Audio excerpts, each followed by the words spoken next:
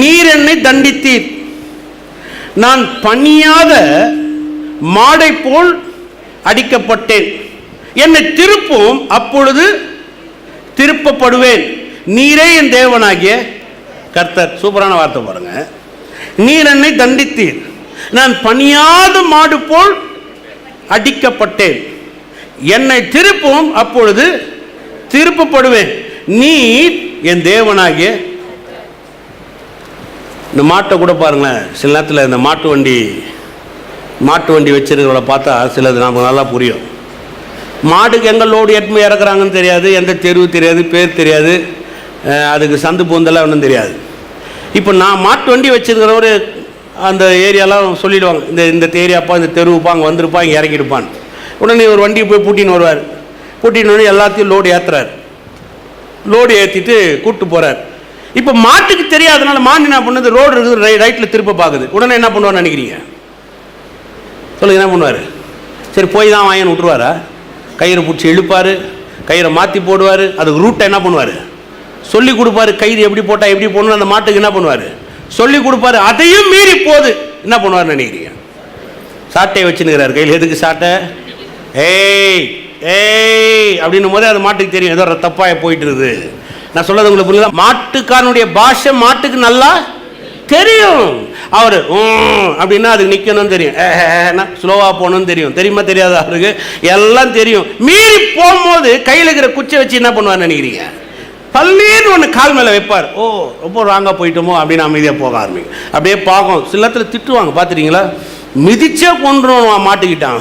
அது அப்படியே அவனை பார்த்துட்டு இருக்கோம். இல்லை ஓகே, பார்த்துட்டீங்களா? சில இடத்துல ஓடி வச்சு யாராவது ஹைட்டாக இருக்கும், வாழை பிடிச்சி கடிப்பான். கரெக்டாக இல்லைங்களா? கடிக்கிறது எதுக்காகனா அடங்க மாட்டேன்றியா நீ, உன்னை அடங்கணும், அதான் விஷயம். பாருங்க, சில நேரத்தில் நமக்கும் நிறைய நோக்கம் திட்டங்கள்லாம் ஆண்டவர் ஏற்றி வச்சிருக்கிறாரு. நம்ம புத்தி கொஞ்சம் சரி கிடையாது. கண்ட இடத்துல போகிறது தான் நம்ம வேலையை பார்க்கணும். இப்படி பார்க்கணும், அப்படி போயிடுது, இப்படி போனால் அப்படி போயிடுது, எப்படி திரும்பிடுது, அப்படி திரும்பிடுது, ரைட் அடிக்குது, லெஃப்ட் அடிக்குது. எத்தனை பேர் ஒத்துக்கிறீங்க? கரெக்டாக இல்லையா? கரெக்டாக பிரதர், நான்லாம் ஆண்டவர் வாழ்க்கையை தீர சிறப்பமாக சத்தியமாக கிடையவே கிடையாது. சில நேரத்தில் ஜர்க் அடிக்கிறோங்க, உண்மை அதுதான்.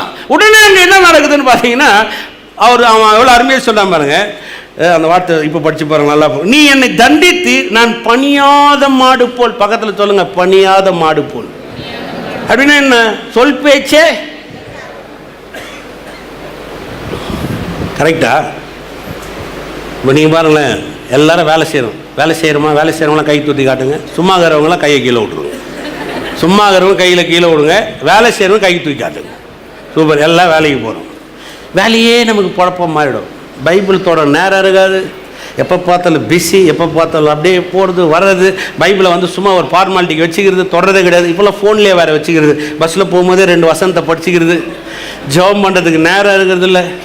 நான் சொல்கிறது புரியுதா இல்லைங்களா? கடவுளோட உட்கார்ந்து தனிமையான வகையில் பேசுறதுக்கு நேரமே கிடையாது. தனிமையான எங்க, நமக்கே ஒரு 10 நிமிஷம் உட்காரத்துக்கு நேரமே கிடையாது. ரொம்ப முக்கியங்க. நான் சொல்கிறேன் பாருங்க, நம்ம எல்லாம் ஆவிக்குரியவர்கள். எத்தனை பேர் ஒத்துக்கிறீங்க? ஒத்துக்க மட்டும் ஒரு அல்லேலூயா சொல்லுங்க. நம்மள ஆவிக்குரியவர்கள். ஆவிக்குரியவன் ஆவிக்குரியவன் சம்பந்தப்படுத்தி காமிக்கிறான்னு வேதம் சொல்லுது பாருங்க. எல்லாமே ஆவியின் உலகத்திலிருந்து நம்ம சுதந்திரித்துக் கொள்ளணும். ஆவியின் உலகத்தில் ஏராளத்தை தாராளத்தை கர்த்தர் வச்சிருக்கிறார். இப்போ மாமிச உலகத்திலே நம்ம ஆக்டிவேட் ஆயிடுறோம். எல்லாமே பொழப்பு பொழப்பு பொழப்பு பொழப்பு பொழப்பு பொழப்புன்னு போகும்போது சில நேரத்தில் போய் சிக்கி சின்னாமணம் ஆயிடுறோம். கடன் தொல்லை, பிரச்சனை, குடும்பம், மனைவி, பிள்ளைங்க எல்லாம் போட்டு நைன்னு வரும்போது தான் ஒரு மனுஷன் அப்படியே பொங்கும். ஆண்டவரே என்ன இது, என்ன பண்ணுறதுன்னு தெரியலையே. அப்போ தான் அவனுக்கு ஒரு மாதிரியா இருக்கும். தப்பு பாருங்க, ரொம்ப தப்பு அது. நான் உங்களுக்கு சொல்கிறேன் பாருங்க, ஒரு ஆவிக்குரிய வாழ்க்கையை நீங்கள் சரியாக இயக்கி காமிங்க, உங்கள் சரீரக்குரிய வாழ்க்கை சூப்பராக இருக்கும். நான் சொல்ல போகிறேன், நீங்கள் எண்ணி பார்க்க முடியாத அளவுக்கு இருக்குங்க.